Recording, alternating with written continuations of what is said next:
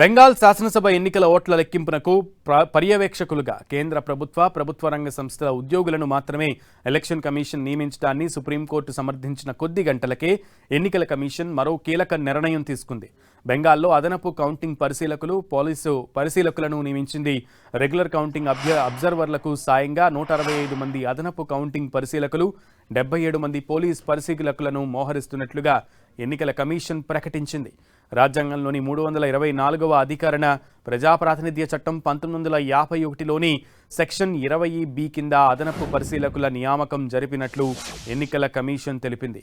ఓట్ల లెక్కింపు ప్రక్రియ పారదర్శకంగా, సజావుగా సాగేందుకు ఈ చర్యలు తీసుకుంటున్నట్లుగా వెల్లడించింది. 165 అసెంబ్లీ నియోజకవర్గాల్లో ఒకటి కంటే ఎక్కువ కౌంటింగ్ హాల్స్ ఉన్న చోట రెగ్యులర్ కౌంటింగ్ పరిశీలకులకు సాయంగా అదనపు కౌంటింగ్ పరిశీలకులు ఉంటారని తెలిపింది. పోలీసు పరిశీలకులు తమకు కేటాయించినటువంటి కౌంటింగ్ సెంటర్ల వద్ద శాంతి భద్రతల పరిస్థితిని సమీక్షిస్తారు. ఎన్నికల కమిషన్ ఆదేశాలకు అనుగుణంగా భద్రతా ఏర్పాట్లను పర్యవేక్షిస్తారు. అయితే కౌంటింగ్ రోజు మాత్రం కౌంటింగ్ హాలులోకి పోలీసు పరిశీలకులను అనుమతించరు.